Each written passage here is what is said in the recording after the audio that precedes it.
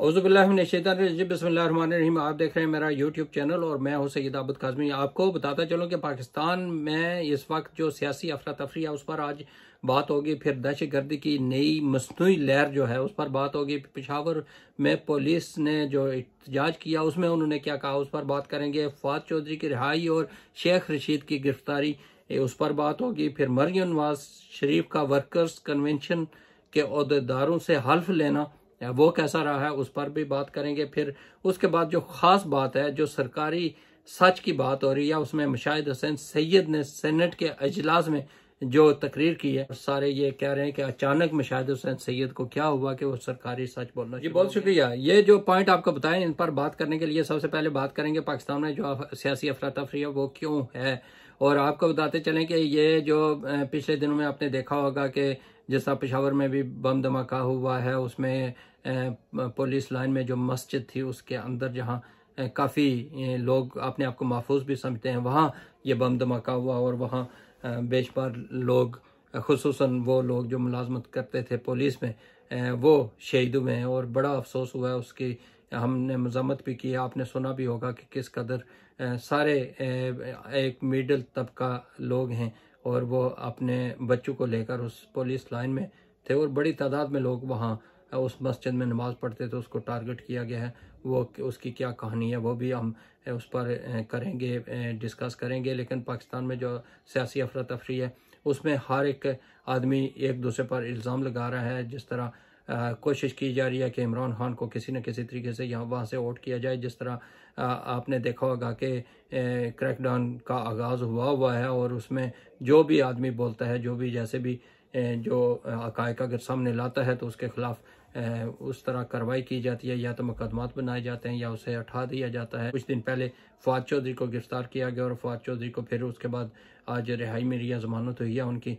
लेकिन मुकदमा देखें कि वो जो मुकदमा उस पर किया गया उसकी क्या हैसियत है। और ये सियासी मुकदमा जो होते हैं उनकी कोई इतनी हैसियत नहीं होती और उस पर वो ज़ाहिर है नाकामी का सामना करना पड़ता है। उसके बाद अभी जो इतलात हैं आज रात को ही शेख रशीद को गिरफ्तार किया गया और जिस अंदाज में गिरफ्तार किया गया और जो FIR काटी गई है उसको देखकर तो फिर वो एक कई सवालिया निशान सामने आते हैं। इमरान खान साहब ने इल्ज़ाम लगाया जरदारी पर, तो वहाँ तो गिरफ्तार नहीं कर सके, वहाँ वाम का जमे गफ़ीर है, तो वो उन्होंने शेख रशीद पर हाथ वहाँ साफ़ करने शुरू कर दिए। और जो भी हो रहा है उसकी तवज्जो दूसरी तरफ कन्वर्ट करने के लिए उन्होंने जो पेशावर में हुआ, क्योंकि पेशावर को बहुत ज़्यादा डिस्कस किया जा रहा था हर जगह, तो उन्होंने अभी गिरफ्तारी की है शेख रशीद की ताकि जितना भी मीडिया है वो उस तरफ तवज्जो दे। जो यूट्यूब वीलॉग बनाने वाले हैं वो भी शेख रशीद पर बात करेंगे और जो पेशावर का सान्या हुआ है इतना बड़ा उसको वो भूल जाएं। क्योंकि जो गेम थी पेशावर के सान्या की, जिस तरह बेशुमार लोग कहते हैं कि दहशतगर्दी जो हुई है पेशावर में या अभी होने वाली है वो सारी मसनूई है। और मसनूई का क्या मतलब है वो पहले भी आपने देखा होगा कि बेशुमार ऐसी चीज़ें होती हैं। दहशतगर्दी का वाक़या होता है तो फौरी तौर पर कोई ना कोई दहशतगर्द जो ग्रुप है वो उसकी ज़िम्मेदारी कबूल करता है।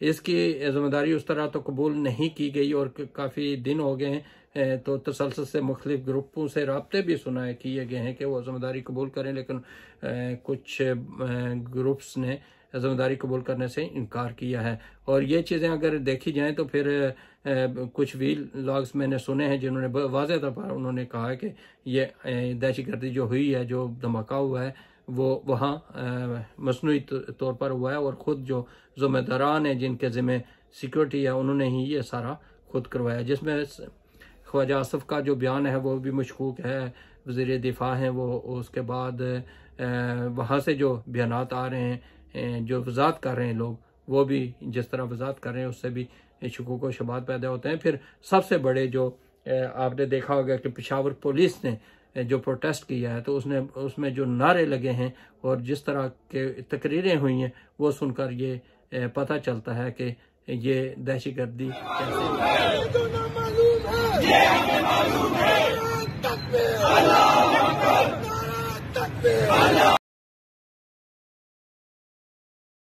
और वहाँ क्योंकि पुलिस लाइन में काफ़ी सिक्योरिटी होती है और उस पर जाना वहाँ मुश्किल होता है और इतनी भारी तादाद में मवाद अंदर लाकर पहली सफ में खड़े होकर वहाँ नमाज साथ पढ़ने के मौका पर इस तरह के खुदकुश हमले जो हैं और फिर तमाम नमाजियों को शहीद कर देना, ज़ख्मी जो हुए हैं वो भी समझें इस दुनिया में तो जिंदा तो होंगे लेकिन यह है कि महताज होंगे, ज़ख्मी होंगे, और उनके लिए उनकी फैमिलियाँ क्या करेंगी, और जो लोग शहीद हो चुके हैं उनकी फैमिलियाँ क्या करेंगी। ज़ाहिर है उनके बच्चे हैं पढ़ते हैं, और पाकिस्तान में आपको पता है कि कितनी मुश्किलात पेश आती हैं।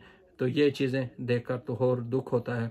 फिर उसके बाद आपने देखा होगा कि फवाद चौधरी के खिलाफ जो केसेस बनाए गए और उसको देखकर तो ये महसूस होता है कि ज़ाहिर है इंतकामी कार्रवाई सामने सामने नज़र आ रही है। फिर उसके बाद आज जो उनकी ज़मानत हुई है उसके बाद उन्होंने जो बयान दिया है, ये इस तरह के मज़हिया जुमले जो सोशल मीडिया पर गर्दिश कर रहे हैं उनके देखकर तो जिन लोगों ने ये किया है उनको शर्म आनी चाहिए, क्योंकि इस तरह के इक़दामात से आप उनके हौसले पस्त करने के बजाय बुलंद कर रहे हैं।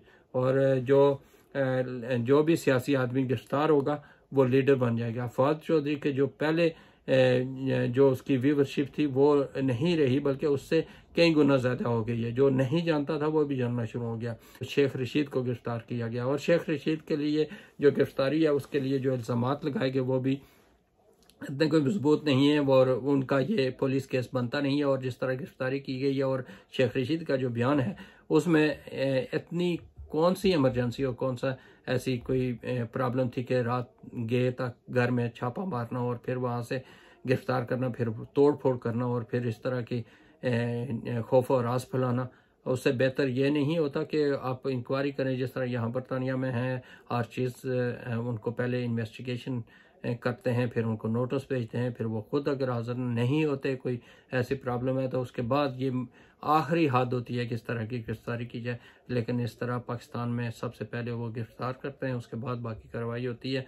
तो इस तरह की चीज़ें जो हैं वो काबिल मज़म्मत हैं, इस तरह की नहीं होनी चाहिए। इससे मज़ीद जो टेम्परेचर है वो हाई होता है ना कि नीचे आता है। इसी दौरान हमने देखा है कि मरियम नवाज शरीफ ने वर्कर्स कन्वेंशन के अहदेदारान से आज खिताब भी किया, फिर उनसे हल्फ लिया और हल्फ उसी तरह लिया जिस तरह इमरान खान ने हल्फ लिया है, लेते थे वो अपने जितने भी लोग आते थे उनसे, और उस वक्त ये तनकीद करते थे और इनको हिटलर का वो देते थे मिसाल के उस तरह वो हल्फ ले रहा है, लोगों को ज़बरदस्ती अपने साथ हल्फ लेकर पाबंद कर रहे हैं। और आज उन्होंने वही काम खुद करना शुरू कर दिया। इसी तरह कुछ बच्चों के वो कपड़ों पर या कहीं शर्ट पर दस्तखत करते थे इमरान खान, तो पिछले दिनों में उन्होंने ये भी किया कि एक बंदे के शर्ट पर उन्होंने दस्तखत भी करवाए मियां नवाज शरीफ साहब से। यानी वही काम जो वो करते हैं या जिससे वो मशहूर हो जाते हैं वही ये भी करने की आप कोशिश करते हैं। अगर ये करने की कोशिश करते हैं तो फिर क्या ज़रूरत है तनकीद करना। आप ठीक है कोई अच्छी चीज़ है अपनाएं, लेकिन उस पर पहले तनकीद इस तरह ना करें। अगर खुद करना है तो, नहीं तो अगर तनकीद करते हैं तो फिर खुद ना किया करें। और आने वाले दिनों में हम देखते हैं कि इस पर क्या होगा। सरगोदा बार के जो प्रेसिडेंट है वो उन्होंने मियां नवाज शरीफ से मुलाकात किया और उनसे मेरी गुफ्तगू हुई है कि मियां साहब जाना चाहते हैं पाकिस्तान में या नहीं। तो उन्होंने ये बताया है मुझे कि मियां नवाज शरीफ चाहते हैं कि जो सूबाई इलेक्शन है वो हो जाएं, उनका हम रिज़ल्ट देख लें और उसके बाद मरकज़ी इलेक्शन से पहले वो जा सकें। लेकिन वो कहते हैं मुझे लग रहा है कि मियां नवाज शरीफ साहब पाकिस्तान में नहीं जाएंगे। और दूसरा वो कहते हैं कि इस्टेब्लिशमेंट चाहती है कि मरकज़ी इलेक्शन और सूबाई इलेक्शन इकट्ठे हों, लेकिन मियां साहब ये चाहते हैं कि सूबाई इलेक्शन मरकज़ी हुकूमत की मौजूदगी में हो जाए ताकि अपना असर और सुख वहाँ इस्तेमाल करके हम सूबाई रिज़ल्ट कुछ अपने हक में ले लें, उसके बाद फिर जनरल इलेक्शन वहाँ करवाएं ताकि कुछ न कुछ हमें उसमें रिलीफ मिले और कुछ न कुछ हम अपना हिस्सा ले सकें। लेकिन यह है कि जो इनके दरमियान किचन कैबिनेट में जो बात होती है, उन्होंने कहा जी कोई ऐसा मामला नहीं हो सकता कि हम इमरान खान का रास्ता रोकने में कामयाब हो सकें। हम कोशिश करते हैं आखिरी हद तक जाएंगे कि उनको कम अज़ कम जो 90% चांसेस हैं कि वो सामने आएंगे भारी अक्सरियत से। हम चाहते हैं कि उसकी परसेंटेज को 60 पर ले आएँ, उसके बाद इलेक्शन करवाएं। लेकिन वो कैसे लाएंगे उसके लिए ये कोशिश कर रहे हैं कि किसी न किसी तरीके से उनको नहल करवाएं या कोई और ऐसा अरबा इस्तेमाल करें या लेट कर दें ताकि आवाम तंग हो जाए उनसे और उनकी मकबूलियत जो है वो कम हो, तो फिर उसके मुताबिक हम इस अमल को आगे ले चलें।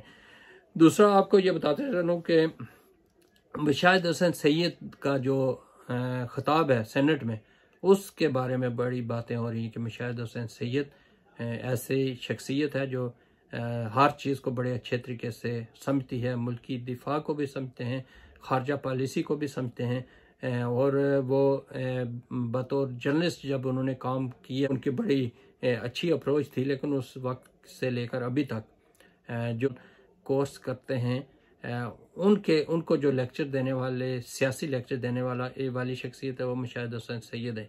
और मुशाहिद हसन सैयद ने जो सेनेट में तकरीर किया वो काफ़ी उस पर बहस मुबासा हो रहा है कि इस तरह की बातें और आवाम से के मतलब उनके हक़ में बातें, अपनी पार्टी पॉलिसी को भूल कर इस तरह की बातें करना, ये एक बड़े हौसले की बात होती है। और वो अब सच क्यों बोलना शुरू हो गए हैं, इसकी क्या वजूहात हैं, उस्ताद रज़ा रब्बानी ने भी गुफ्तगू की है। और ये सारी चीज़ें, क्योंकि आप पता है कि जो बंदा सही गुफ्तगू करता है या जो मुल्क की फ़ायदे के लिए बात करता है और जो लोग ज़िम्मेदारान हैं, जो इक़्तिदार में हैं और जिनके पास अख्तियारात हैं, अगर उनको बात पसंद ना आए तो उन्होंने उनके ख़िलाफ़ केस भी बनाने हैं, उनको दबाने की भी कोशिश करनी है। लेकिन उसके बावजूद चंद एक लोग सामने आ रहे हैं और वाज़ेह होकर गुफ्तगू कर रहे हैं, बता रहे हैं कि असल हक़ाइक़ क्या हैं, तो वो इस हर किस्म का खौफ ख़त्म करके आगे जा रहे हैं बात करने के लिए और कर रहे हैं। तो देखते हैं, अभी आपको मैं ये सुनाता हूँ कि मुशाहिद हसन सैयद ने क्या गुफ्तगू की है, वो भी आप सुन लें। उसके बाद फिर रिज़ल्ट निकालना कि आने वाले दिनों में और कितने इस तरह के लोग सामने आएंगे जिनकी जान पहचान भी है, जो हमेशा उन्होंने जो बात की है वो इस्टेब्लिशमेंट के हक़ में ही की है, लेकिन अभी उन्हें क्या हुआ है कि वो बिल्कुल हक़ाइक़ बताना शुरू हो गए हैं। ये गुफ्तगू सुने। नज़र आ रही है नाकामी और एक तरफ नज़र आ रही है नालायकी। नाकामी है कि हमारी जो अफ़गान पॉलिसी जो हमने मुरतब की थी, that has failed and we should accept that. उसमें और I was one of the persons, even general Zia के ज़माने में मैं एडिटर था मुस्लिम में, उसको भी मैं कहता था कि ये जिहाद विद अमेरिकन डॉलर्स और स्ट्रेटेजिक डेप्थ ये काम नहीं चलेगा। वली खान साहब भी कहते थे और लोग भी, एक चंद लोग थे। और दूसरी नालायकी जो है हमारी कि हमारी अभी तक काउंटर टेररिज्म पॉलिसी नहीं मुरतब कर सके हम। अफगान पॉलिसी के क्या हमारे कॉन्टूर्स थे और क्या स्ट्रेटजी थी? पहले कहा था जी स्ट्रेटेजिक डेप्थ, कि हमारा 5वां सूबा है almost, it's an extension of a security. फिर हमने कहा कि जी हाँ, अब आया कि कुछ लोग गुड टेररिस्ट हैं, कुछ लोग बैड टेररिस्ट हैं। फिर हमने कहा कि नहीं, कुछ लोगों से हम बात करेंगे, कुछ लोगों से हम मिलिट्री ऑपरेशन करेंगे। सर, कल जो हमने साइट्स देखी हैं टेलीविजन पर, और मैं स्टूडेंट भी हूँ हिस्ट्री का, मुझे याद है when I went to America, मैंने यूरोपियन हिस्ट्री स्टडी की, तो उधर बताया उन्होंने कि 17th सेंचुरी में there was a 30-year war in Europe, 1618 से लेके 1648 तक, और वो प्रोटेस्टेंट क्रिश्चियंस की जंग थी। उसके बाद अमन आया यूरोप में। मैंने कहा कि 30 साल तक ये यूरोपियन लड़ते रहे हैं, ये पागल हैं, क्या हुआ है? सर, हमारी जिंदगी में 1979 से लेके 2022 तक 43 years हो गए हैं। We are still fighting and we are still involve in that. और कल जो सीन्स बताए हैं, तंगी साहब बता रहे थे और दोस्त भी, कि और ख़ास तौर पे ये जो अफगान जिहाद में और सारे consequence, specially the Pakhtun blood was spilled, they have been the biggest sufferers. $2 billion CIA ने ISI को दिए कि 2 लाख अफगान मुजाहिदीन और 20,000 अरब मुजाहिदीन को ट्रेन करें, जिसमें उसामा बिन लादेन, डॉक्टर अमान अल ज़वाहिरी थे। $2 अरब सऊदी अरेबिया ने दिए और $1 अरब आपको और लोगों ने दिए। $5 अरब का ये अफगान जिहाद आपने जो लड़ा, जिस was the biggest covert operation after world war II, उसके नतायज आपके सामने आ रहे हैं। लेकिन कंट्रीज में हिम्मत होती है लीडरशिप में कि हम अपनी गलती तस्लीम करें, कोर्स करेक्शन करें और सही सिमत में जाएं। We have not learned any lessons from that. अब क्या है काउंटर टेररिज्म स्ट्रेटेजी में? हमें ब्रीफिंग दी गई कि हम गुफ्तगू कर रहे हैं, और उस ब्रीफिंग में मैं भी शामिल था। 5 जुलाई 2022 की बात है, जो रज़ा रब्बानी साहब ने जिक्र किया, और मैंने भी क्वेश्चन किया था। मैं कहा, जिनसे आप गुफ्तगू कर रहे हैं, और मिलिट्री हाई कमांड था, जिनसे आप गुफ्तगू कर रहे हैं, आपके गारंटर कौन है, और अगर वो मुकर गए तो फिर क्या होगा? कहता नहीं, हमने सब कुछ संभाला हुआ है। So I think that mister chairman, the time has come to formulate a clear policy, और उस हवाले से काउंटर टेररिज्म स्ट्रेटजी के हवाले से मैं अग्री करता हूं रजा रब्बानी साहब से। 8 फरवरी का सेशन 1 पॉइंट एजेंडा का होना चाहिए, नेशनल काउंटर टेररिज्म स्ट्रेटजी। और ये जो है इक़्तिदार की कशमकश, चाहे हिज़्ब इख्तिलाफ हो या हिज़्ब इक़्तिदार हो, इसमें मैं पार्टी की बात नहीं कर रहा। We are talking of Pakistan, is the future of Pakistan today, not about any government. Government तो आनी जानी चाहिए, ये वैसे भी लूरी लंगड़ी गवर्नमेंट है बेचारी, इट्स जस्ट मडलिंग थ्रू, रोज गालियां पड़ रही हैं, जूते पड़ रहे हैं, क्या रह गया इस गवर्नमेंट का संभालने का? मेरा तो ख्याल है बेहतर है कि अनाउंस करें इलेक्शन और आगे जाएं। बिल्कुल सही बात है जी, आपने मतलब है कि let's speak the truth and about the future of Pakistan, इसको आगे लेके चलें। अगर नहीं करेंगे तो then there be a vacuum, फिर कोई और आ जाएगा, जनरल आइंदा खान आ जाएगा या नेशनल गवर्नमेंट आ जाएगी और सब रोएंगे कि जमहूरियत की बहाली करें। तो I think the time has come to take the bull by the horns. और दूसरी बात जो एक बड़ी इंपॉर्टेंट है, काउंटर टेररिज्म स्ट्रेटजी में जो लीड रोल होना चाहिए था नेक्टा का, नेशनल काउंटर टेररिज्म अथॉरिटी, उसका आपने नकारा कर दिया है, उसको बिल्कुल साइडलाइन कर दिया है, और हम सिर्फ मजम्मत करते हैं, कॉन्डेम करते हैं। Mister chairman, you as chairman upper house, I think you should convey the sentiments to the government कि 8 फरवरी का, इसमें अब सियासी चपलिश कि जी वो कौन इक़्तिदार में आएगा, किसकी बारी आएगी, किसको रोकना है, किसको लगाना है। मुझे किसी ने पूछा परसों कि इलेक्शन कब होंगे, मैंने कहा जी हम जनरल ज़िया को गाली बड़ी देते हैं, लेकिन जनरल ज़िया की पॉलिसी हम फॉलो करते हैं अभी भी। उन्होंने कहा था इलेक्शन उस वक्त होंगे जब मुस्बत नताइज होंगे, तो जब तक वो नहीं होंगे इलेक्शन नहीं होंगे। तो इस किस्म की रवायत है, पुट द पीपल फर्स्ट। और कल जो देखा आपने, एक बच्ची और एक बच्चा, वालिद शहीद हो चुका है। कुछ तो हम खुदा का खौफ करें about the humanity, people are being killed. ये ठीक कहा इन्होंने आबरो साहब ने कि पहली दफा हमारी हिस्ट्री में आटे के ऊपर राइट्स हुए हैं। 2-3 बंदे have been died on आटा इशू। और अभी मैं मिल के आ रहा था, मुझे श्रीलंका का सफीर उसने दावत दी 6 को है, मैं फाइनल बात कर रहा हूँ मिस्टर चेयरमैन। मैंने पूछा कि आपने कैसे संभाला है श्रीलंका का? कहता है हमने बड़ा सही सिस्टम बना लिया है, हमने वो राशनिंग कर दी है ऑयल की और ये फ्यूल की, और हमने QR कोड दे दिया है। हमने कहा कि जो मोटरसाइकिल वाला है वो इतने तेल लेगा, गाड़ी वाला ये लेगा, टैक्सी वाला लेगा, और ट्रक वाला ये लेगा।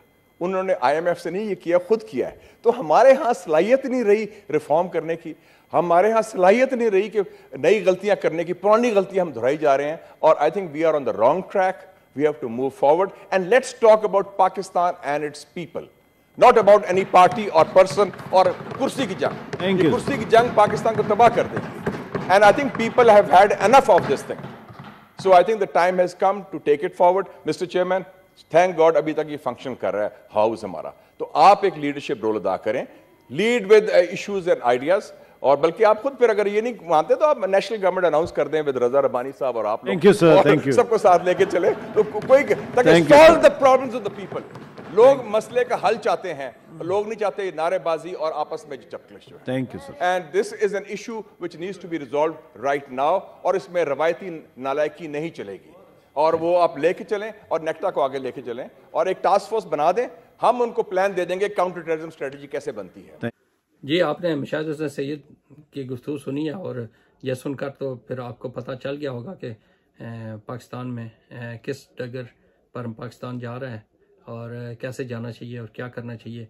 और वो जो पहले गलतियां कर चुके हैं 1971 से लेकर अभी तक, वही दोबारा कर रहे हैं। कोशिश करें कि गलतियां ना ही करें, क्योंकि ये ज़माना जो है ये चेंज हो चुका है, लोग बारीकी से हर चीज़ को समझने लगें। लिहाजा उस खराबी से बचने के लिए, अपने आप को बचाने के लिए और इज़्ज़त कमाने के लिए ज़रूरी है कि आप मौजूदा हालात को देखकर उसके मुताबिक चलें, तो ज़्यादा बेहतर रहेगा।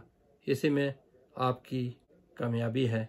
और हम जो ओवरसीज़ पाकिस्तानी बरतानिया में या मुख्तलिफ ममालिक में जो बैठे हुए हैं, अगर आप सही काम करेंगे तो हमारे भी हौसले बुलंद होंगे और हमें खुशी होगी कि हमारे मुल्क में कोई ना कोई ऐसी शख्सियत है जो बेहतरी के लिए काम कर रही है। इसी के साथ इजाज़त दीजिए, इंशाल्लाह सेहत रही ज़िंदगी रही, दोबारा आपसे मुलाकात होगी, उस वक्त तक के लिए।